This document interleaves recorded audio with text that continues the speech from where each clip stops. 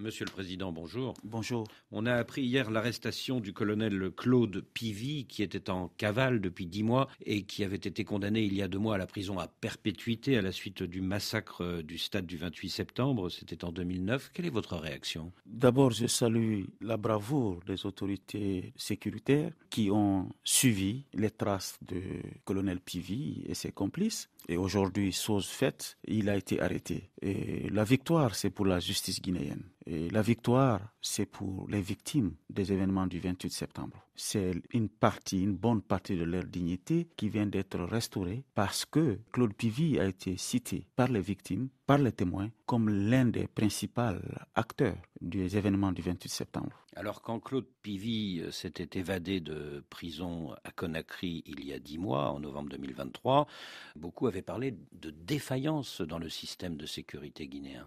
Écoutez, ce qui est important, aujourd'hui, malgré plusieurs mois de cabale, la main a été mise sur Pivy grâce à l'efficacité et à l'efficience de notre système de renseignement et grâce à la perspicacité de nos forces de défense et de sécurité. Il a été arrêté vivant, il n'a pas été blessé, il n'a pas été violenté. Pour moi, c'est ça qui est important en tant qu'homme convaincu du respect des droits de l'homme. Il a été arrêté au Libéria, non loin de la région dont il est lui-même originaire, la Guinée forestière. Est-ce à dire qu'il s'est caché pendant ces 10 mois dans sa région natale? Je sais que ce sont des complicités internes qui ont amené à tout ce temps avant de mettre main sur Pivy. Mais j'ose vous dire, Pivy ne pouvait pas être arrêté sans la collaboration des populations de cette région, de la Guinée et de cette partie du Libéria, mais aussi la coopération des autorités libériennes. Les peuples du Libéria et les peuples de la Guinée partagent en commun la langue, les dialectes locaux, partagent en commun aussi les réalités quotidiennes. On quitte le Libéria pour venir tenir le marché hebdomadaire en Guinée et vice-versa.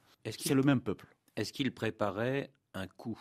D'après les informations, la Guinée courait des risques sérieux d'insécurité le long de sa frontière avec le Libéria. Ces informations nous ont été rapportées par l'intermédiaire de nos amis qui vivent au Libéria. Qu'est-ce que va devenir le colonel Pivy maintenant qu'il est prisonnier au Libéria? C'est le mettre tout simplement à la disposition de la justice guinéenne pour qu'il puisse purger sa peine. La condamnation à la prison à perpétuité. Naturellement, qui est une décision de justice qui est exécutoire. Mais êtes-vous certain que les autorités du Libéria vont accepter de l'extrader? Le Libéria est un état de droit. Les dernières avancées démocratiques au Libéria justifient cette assertion. Et j'ai confiance aux autorités libériennes. Est-ce qu'il y a une convention entre vos deux pays? Naturellement, l'espace CEDEAO est un espace qui est intégré autour d'engagements politiques, d'engagements juridiques.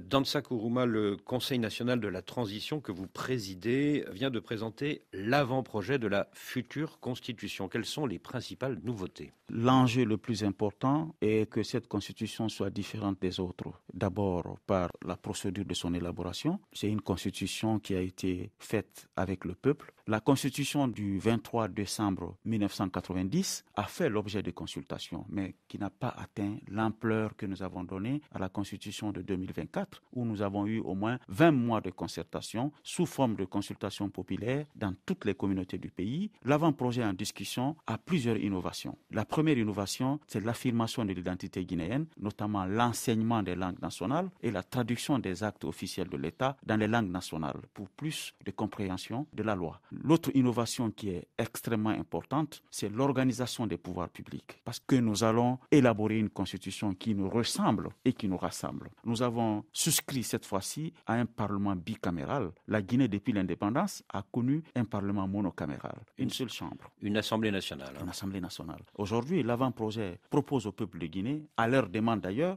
un Sénat qui est composé de personnalités élues par les membres des conseils régionaux et les membres des conseils locaux, qui sont les représentants des régions. La diversité ethnique est considérée comme un atout par les pères fondateurs, mais la conduite de l'action politique a rendu cette situation problématique, difficile. C'est-à-dire l'intégration, l'inclusion de la diversité dans la conduite de l'action politique. C'est pourquoi le Sénat devient le garant de la participation équitable des régions dans la conduite de l'action publique. Et l'autre élément le plus important, c'est la consécration d'institutions d'appui à la gouvernance démocratique plus robustes et qui tiennent compte de l'histoire politique et économique de la Guinée. Avec notamment une haute cour de justice. Voilà, que nous avons appelé la Cour spéciale de justice de la République. Qui sera éventuellement appelée à juger le président de la République. Les membres du gouvernement en cas de haute trahison ou de crimes commis dans l'exercice ou à l'occasion de l'exercice de leurs fonctions. Docteur Dansa Kourouma, dans la charte de transition qui régit le pays depuis le coup d'État de septembre 2021, il est écrit, article 46, que le président de cette transition ne peut pas faire acte de candidature aux élections nationales qui marqueront la fin de la transition. Pourquoi cet article ne figure-t-il pas dans votre avant-projet ? La charte de la transition était un acte transitoire. La Constitution est une loi suprême ou la loi fondamentale qui va régir la vie politique, sociale et économique de la Guinée les 30 années ou les 50 années à venir. Aucune constitution n'a mentionné des catégories de personnes qui ne peuvent faire acte de candidature à une élection. C'est pourquoi, pour respecter le caractère général, le caractère impersonnel et intemporel de la Constitution, nous n'avons pas voulu rentrer dans ces détails. Il ne revient pas à la Constitution de régler les singularités politiques. Alors, l'article 46 de la charte de la transition sur la non-candidature des militaires du CNRD, c'est un article intangible. Du coup, l'opposition dit que cet article n'est pas de nature à individualiser la Constitution et qu'il peut, au contraire, s'il est introduit dans l'avant-projet, il peut rendre effectif le respect des dispositions proclamées intangibles dans la charte de transition. Le caractère général, le caractère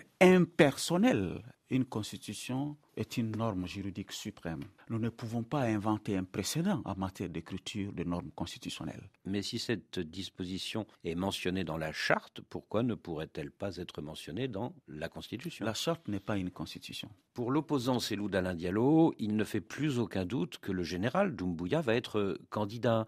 Est-ce que de fait, l'absence de cet article 46 de la charte dans votre avant-projet, ça ne préfigure pas une candidature à venir du chef de la transition ? Il n'y a aucun lien entre ce point de vue de la classe politique et la Constitution elle-même. La Constitution ne dispose pas de la période de transition, elle dispose de la période d'après-transition. D'après vous, est-ce que le général sera candidat ou pas ? Jusqu'à preuve du contraire, nous n'avons vu aucun acte de la part du général par rapport à pour ou contre sa candidature. Mais votre point de vue personnel, docteur ? Mon point de vue personnel, être candidat ou ne pas être candidat est une volonté personnelle du candidat. En tout cas, rien ne s'oppose à ce qu'il soit candidat désormais. En règle générale, une constitution n'établit pas une liste de personnes qui peuvent être candidats ou pas. À plusieurs reprises, les militaires du CNRD se sont engagés à ce que la transition prenne fin le 31 décembre prochain. Mais ce référendum constitutionnel, est-ce qu'il aura lieu avant le 31 décembre ?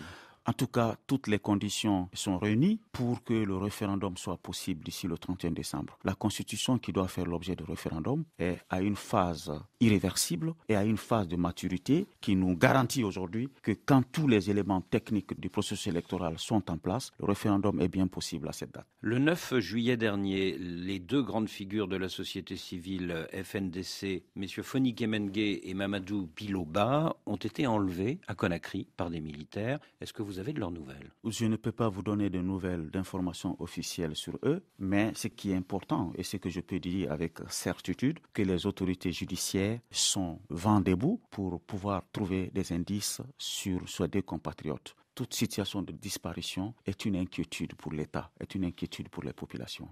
Et l'autorité judiciaire, le procureur général près du parquet de Conakry, a déjà fait un communiqué là-dessus et a instruit des officiers de police judiciaire à enquêter pour trouver les traces et les indices de nos deux compatriotes. Ils ne sont pas deux, il y a d'autres compatriotes qui sont dans la même situation. Mais rassurez-nous, ils sont vivants. Je ne peux vous le dire. Une fois que je suis au courant des secrets de l'instruction, c'est une violation des procédures même judiciaires. Je suis du pouvoir législatif, je ne suis pas du pouvoir judiciaire, je ne suis pas censé connaître le fond d'un dossier qui est en instruction. Leurs familles n'ont aucun accès à eux, personne ne peut les voir, personne ne sait où ils sont. Est-ce qu'on n'est pas dans la plus grande illégalité ? Écoutez, nos deux compatriotes n'ont pas été arrêtés par le fait d'une décision de justice. La justice, le procureur l'a dit, n'a émis aucun mandat d'arrêt contre nos deux compatriotes. Alors, ça veut dire quoi ? On ne peut pas imputer cette responsabilité à une quelconque autorité, à une quelconque personne, tant que l'enquête n'aboutit pas. Après une première arrestation, ils avaient été libérés et en 2023, au micro de RFI, vous vous étiez réjoui de leur libération grâce à l'intervention des religieux. Qu'est-ce que vous souhaitez aujourd'hui ?